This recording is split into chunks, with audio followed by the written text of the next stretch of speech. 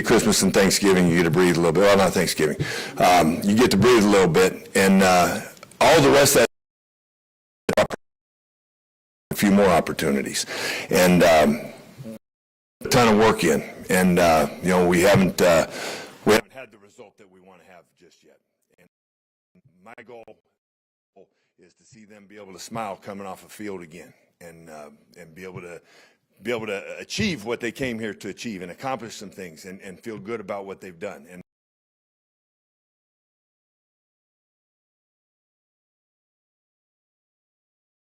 learn, and that's the beautiful thing about athletics and helping growing people up. You learn a lot of life lessons through athletics, through football, and losing a game feels like death. And obviously it's not as expensive as death, because that's, I hope you don't think I'm trying to make a poor comparison there, but that's what it feels like to a young guy. And to be real honest with you, that's what it feels like to us coaches too when it doesn't work. And, and so they've been hit with that, and they got hit with what happened, and help them get through that. Well, there's going to be things in life that are going to be a hell of a lot more expensive than the game. There's going to be something happens with maybe the business that you're getting started, or something's happening with your marriage or your kids. You're not going to walk away from your kid because something happened or he did something knucklehead. You're going to be there for him and help him through it. And you pick yourself up by the bootstraps, and that's what athletics teaches everybody. That's what football can teach everybody. So you be a better person as you grow. We get the opportunity. That's the beautiful thing about what we get to do as to help these guys grow up. And we're dealing with adversity big time right now. Okay, so we're going to make this be positive. We got to make the positive come out and make it go happen, and see the opportunity that is out there in front of them. And that's what we're going to do. And we'll have these guys, they're going to be channeled in. We're going to be together, and we're back on the field tomorrow, and we're going to be rolling.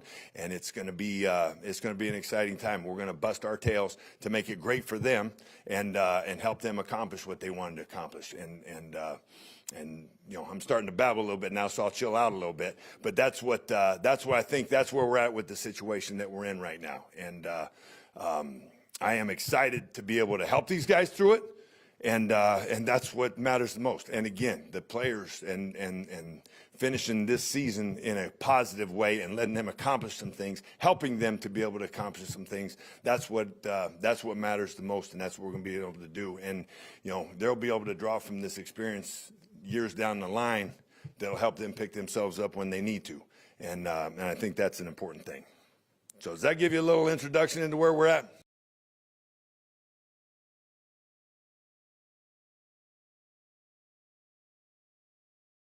The news, and the guys were trying to assimilate it all.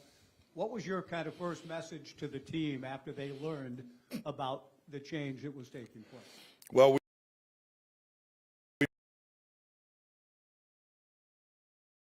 and what we needed to do in regards to moving forward. And, what I put out to them was the kind of what we talked about here a little bit already in regards to, there's goals that are out there for in regards to winning the damn game together, okay?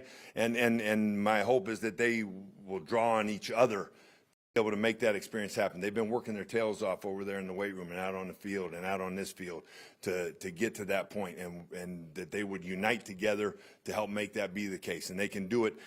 Everybody's motivated in different ways, but our motivation is that we will do it together as Beavers, that we can do it together to help each other accomplish those goals and to get it righted moving forward. Coach, how much do you anticipate, in terms of shuffling of assignments? How much autonomy do you have in terms of what you as the interim head coach will be asking of your other assistant coaches now going forward? Well, we're in a situation right now where things are different, and they got different for all of us, and myself included.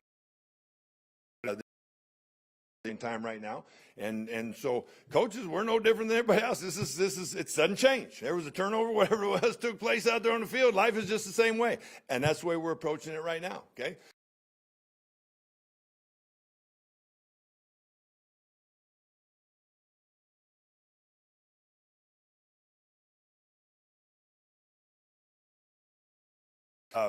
what guys are accustomed to and being able to make it happen that way. So what do I mean?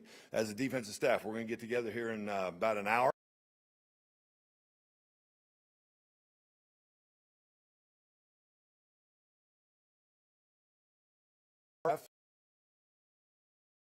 And, included that have been defense coordinators and are good teachers, and we will put the plan together the same way that we always do. The thing that'll be different is Coach Bray won't be walking in to that meeting with us. We'll be putting the plan together, and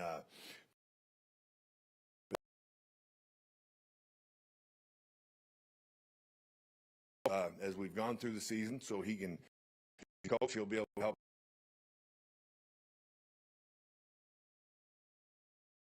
In the second.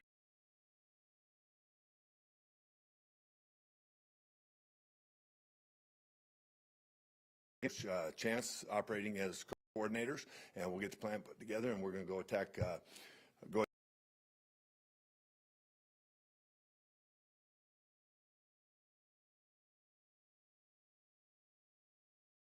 We'll do it within amongst the staff.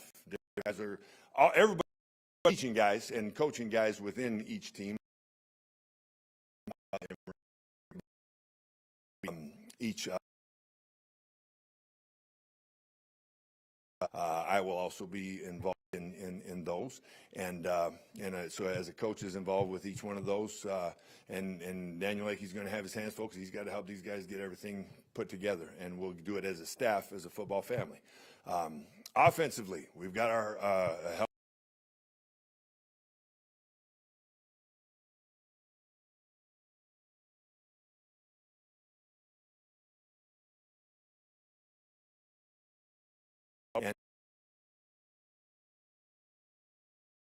And put the plan together. Coaches in there that have been coordinators before. Danny's done it. He's done it here.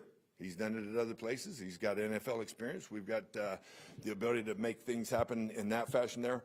Our football team is seeing that they got, everybody is dealing with something right now, but we've got a great group of coaches that are in this for the that will be able to further. And with Gundy and Cav,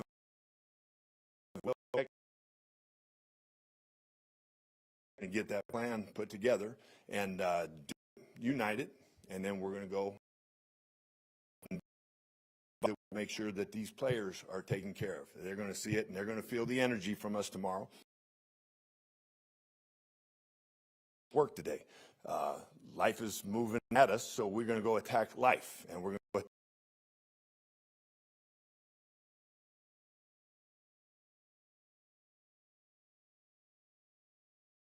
and to help each guy be able to be a better player today than he was. We find one little nugget that's going to help each guy, and we can moving forward, and we'll roll that. Last thing for was that you were given the keys to the interim head coach? Was that a decision you made, or was it a collectively made decision, or what? I was told to run the show, and this is the way we're going to go moving forward. And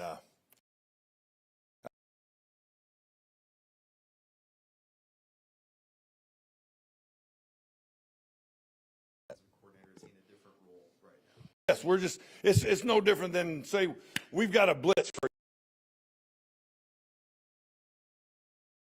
little bit better for an opponent that we're attacking, or a situation that we might be in. Well, we've got an offensive staff that's a hell of an staff. Those guys are going to work together to make it all happen.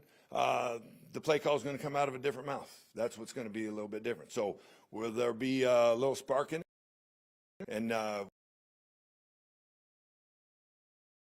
And there has been, and that may create a little bit. Maybe that creates a little bit. A coach, he's a smart guy, and he's an even better person. He's a hell of a person, and I know it's not easy for Coach Gunderson to, I've sat in. It's a little bit different. I know that that's not an easy thing, and that's why I've got a great amount of respect for him, because